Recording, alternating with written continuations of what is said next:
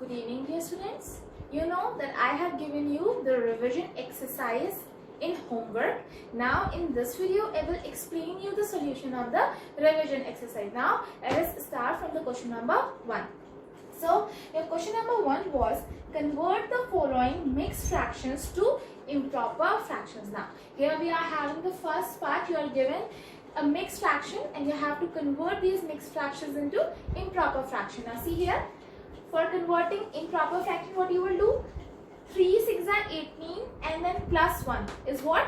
19. So 19 upon 3 is a required improper fraction. Now see here, 7 9s are 63 and 63 plus 2 is what? 65. So 65 upon 7 is a required improper fraction.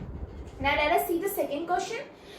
Find the 3 equivalent fractions of 6 upon 7. यहाँ पे आपको 6 upon 7 के 3 equivalent fractions को find out करना है ना. For finding out the equivalent fraction, हम पहले इस fraction को 2 से multiply करेंगे. अच्छा, हम इसको 1 से क्यों नहीं multiply कर रहे हैं? हमने इसको 2 से ही क्यों multiply करना शुरू किया? बिकॉज अगर हम 6 upon 7 को न्यूमरेटर और डिनोमिनेटर में 1 से मल्टीप्लाई करेंगे तो again what we will get 6 upon 7. दोबारा से हमें क्या मिल जाएगा? 6 upon 7. वो तो already we are having, but हमें क्या करना है? हमें 6 upon 7 के 3 इक्विवेलेंट फ्रैक्शंस फाइंड आउट करने हैं. इसीलिए हम कहाँ से स्टार्ट करते हैं? हमेशा 2 से. So first of all I am multiplying 2 in the numerator also and in the denominator also. So 6 2s are 12 and 7 2s are 14. So 12 upon 14 is the first equivalent fraction. Now second equivalent fraction के लिए हमने क्या किया है? 3 से multiply किया है numerator और denominator में. So 6 3s are 18 and 7 3s are 21. So 18 upon 21. Now से third equivalent fraction के लिए 4 से multiply किया है. 6 4s are 24, 7 4s are 28. So 24 upon 28. So you are having 3 equivalent fractions of 6 upon 7 that are 12 upon 14, 18 upon 21 and 24 upon 28. Now let us move to the third question. Compare the following fractions and use the symbols. Now dear students, again I want to tell you that when I have explained you the rules of comparison of fractions, जब मैंने आपको rules पढ़ाए थे तो मैंने आपको उसमें 4 rules पढ़ाए थे. वो चारों ही रूल इंपॉर्टेंट है and I also told all of you to write those rules in your notebook so it will be easier for you to learn them and to apply them in the questions. So all of you learn those rules, okay? So it will be easier for you to apply those rules, the correct rule in the question. Now see here, the A part is 5 upon 6, 3 upon 12, 4 upon 9. Now here the rule is, कौन सा rule apply करेंगे?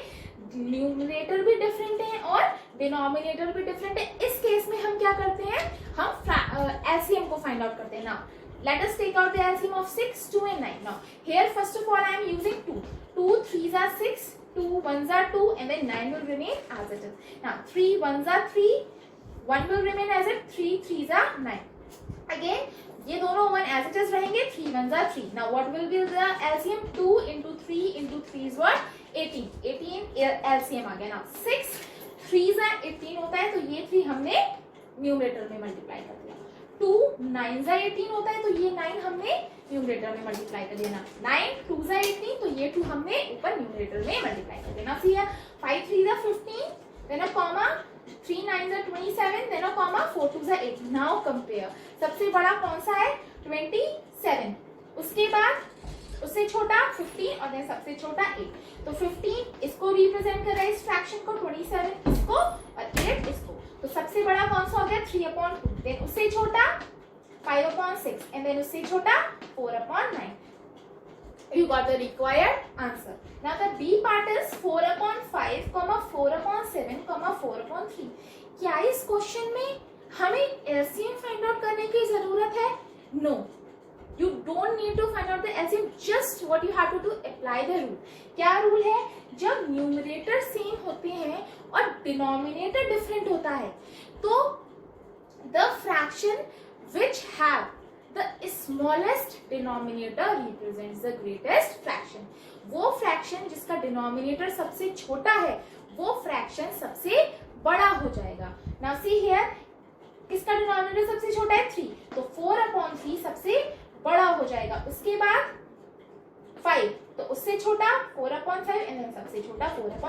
see here 4/3 greater than 4/5 greater than 4/7. Now let's see the C part.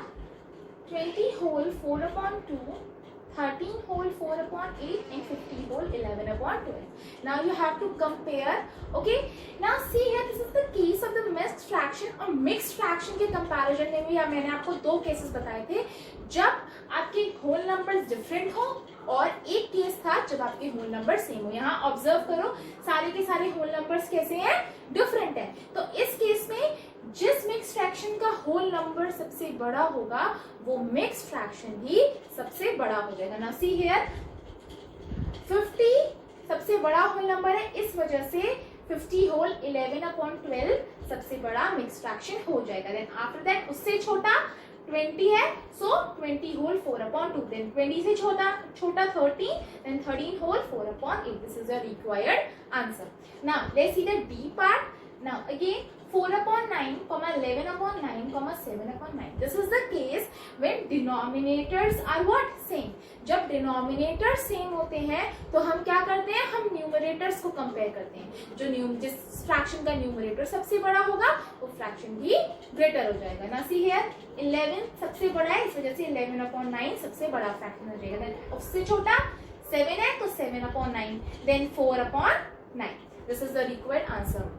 Okay, so here to make the calculation easy, ठीक है, हमने किसका use किया है, rules का यूज किया है। Okay, so dear students you all should learn the rules properly. Okay, now see the first question is at 17 whole 3/4 plus 18 whole 1/4. Now see here addition and comparison different है, ठीक है, ध्यान रखना है comparison के rules addition में मत मिलाना, ठीक है। Now 17 whole 3/4 plus 18 whole 1/4. Okay, now see here सबसे पहला काम है हमें इस मिक्स फ्रैक्शंस को इम्प्रॉपर फ्रैक्शन में कन्वर्ट करना। तो 17 4s are 68 and 68 plus 3 is what? 71. Now upon 4. Now plus 18 into 4 is what? 72 and 72 plus 1 73/4. Now see here मैंने बताया था जब लाइक फ्रैक्शंस होते हैं यानी कि जब सेम डिनोमिनेटर्स होते हैं तो हम क्या करते हैं, हम सिंपली न्यूमरेटर्स को एड ऑन कर देते हैं। सो 71 प्लस 73 और अपॉन में 4 तो ऑलरेडी है ही। Now see here 70 plus 71 plus 73 is equal to what, 144 और अपॉन में 4। नाउ डिवाइडेड, ये पूरा 4 से डिवाइड हो जाएगा कौन, 144। So you will get the required answer 36। तो 36 हमारा क्या हो जाएगा, रिक्वायर्ड आंसर हो जाएगा। डियर स्टूडेंट्स ऐसा भी हो सकता था कि यहाँ पे एक प्रॉपर फ्रैक्शन आ जाए।